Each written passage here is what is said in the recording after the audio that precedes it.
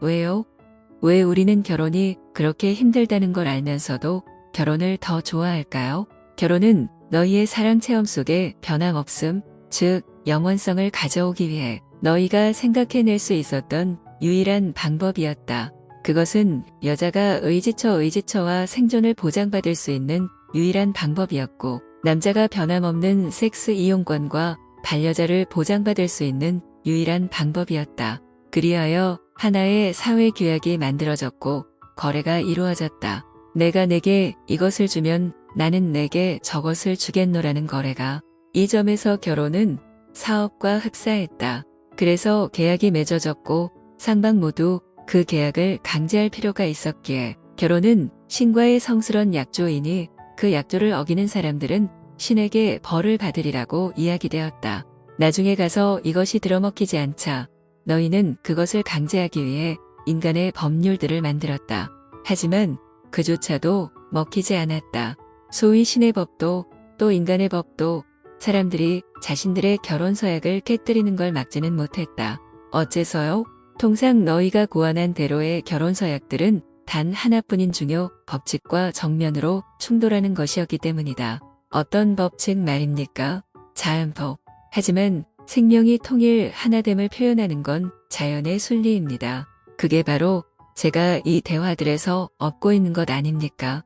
게다가 결혼은 우리가 그것을 가장 아름답게 표현하는 방법이고요. 당신도 아실 겁니다. 신이 함께 모은 것을 인간이 흐트러뜨리지 않게 하라고 했습니다. 너희 대다수가 행하는 식의 결혼이 특별히 아름다운 건 아니다.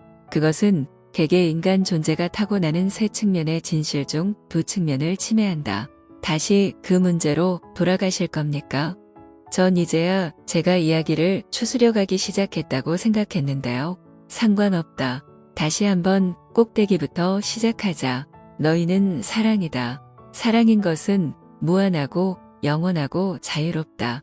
바로 이것이 너희고 바로 이것이 너희의 천성이다.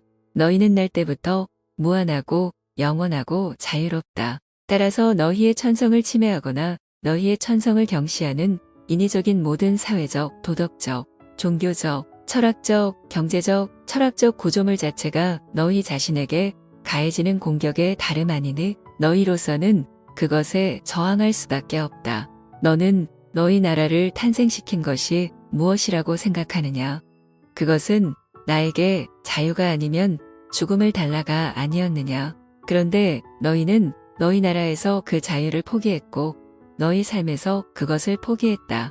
모두가 안전을 위해서라는 같은 이유에서 살아가는 것, 삶 자체를 너무나 두려워하는 너희는 안전을 보장받는 대가로 너희 존재의 천성 자체를 포기하고 말았다.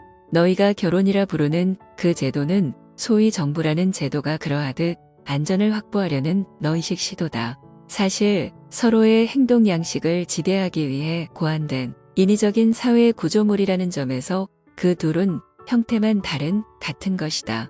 맙소사, 전 그걸 한 번도 그런 식으로 보지 않았습니다. 전 언제나 사랑의 궁극적인 선언이 결혼이라고 생각했는데요. 너희가 상상하는 대로의 결혼이라면 그렇다. 하지만 너희가 고안한 대로의 결혼이라면 그렇지 않다. 너희가 고안한 대로의 결혼은 두려움의 궁극적인 선언이다. 결혼이 너희를 사랑 속에서 무한하고 영원하고 자유롭게 해줄 때 그때서야 비로소 그것은 사랑의 궁극적인 선언일 수 있다.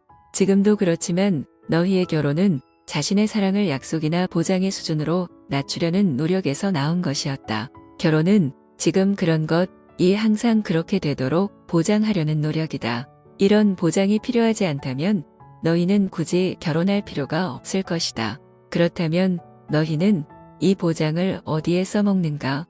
첫째, 안전을 확보하는 수단으로 너희 내면의 것에서 안전을 확보하는 대신에, 그리고 둘째로 안전을 끝내 장담할 수 없을 때 서로를 벌하기 위한 수단으로 깨어진 결혼 약속은 거꾸로 이제 맞게시된 소송의 논거가 될 수 있다. 이렇게 해서 너희는 결혼이 아주 쓸모있다는 걸 알았다.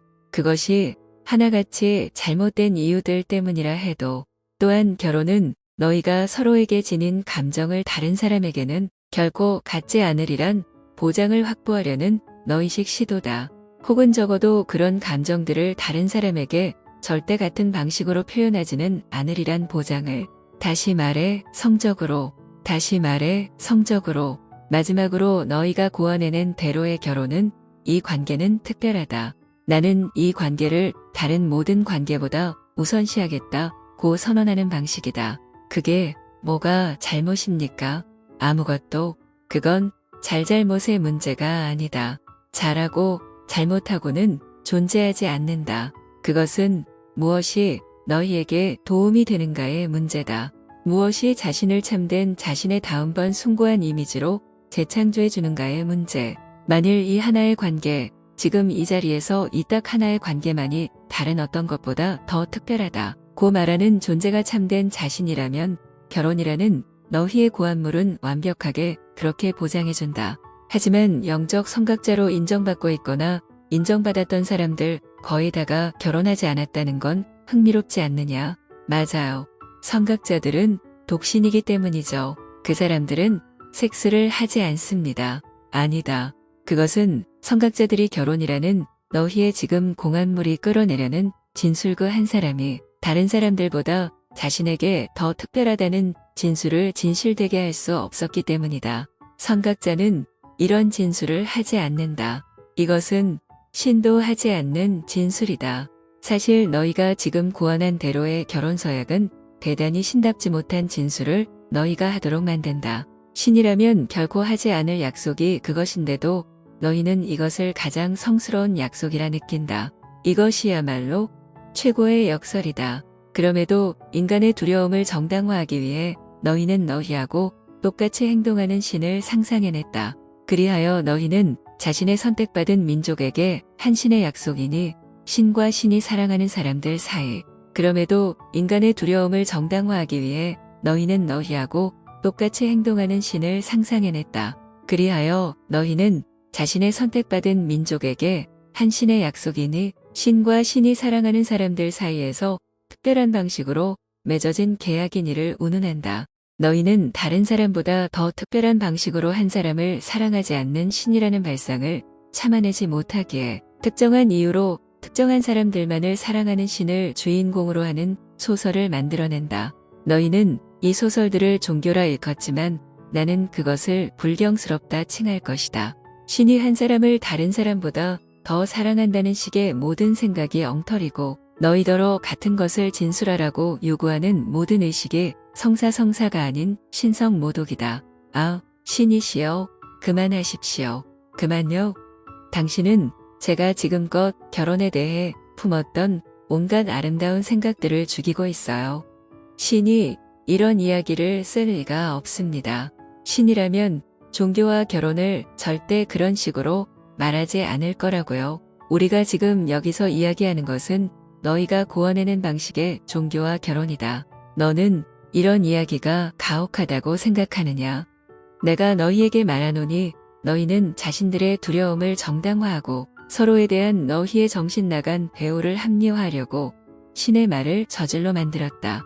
계속해서 내 이름으로 서로를 제한하고 서로를 해치고 서로를 죽이기 위해 필요한 신의 말이라면 너희는 그것이 어떤 말이라도 신더러 하게 만들고 말 것이다.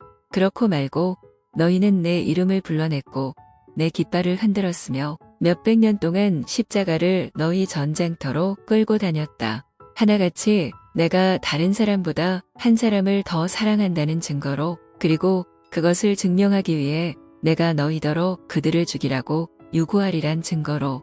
하지만 너희에게 말하노니 내 사랑은 무한하고 내 사랑은 조건이 없다. 너희가 듣고 있을 수 없는 한 가지가 바로 이것이고 너희가 참을 수 없는 한 진리가 바로 이것이며 너희가 받아들일 수 없는 한 진술이 바로 이것이다. 결혼제도 너희가 고안해낸 대로의 뿐만 아니라 너희의 종교제도와 정부제도까지 송두리째 무너뜨리고 마는 그 완전한 포용성 때문에 너희는 배척에 근거한 문화를 창조했고 배척하는 신이라는 문화신화로 그것을 지탱해왔다. 하지만 신의 문화는 포용에 근거하니 신의 사랑은 모두를 포용하고 신의 왕국은 모두를 초대한다. 그리고 이 진리가 너희가 신성모독이라 부르는 것이다.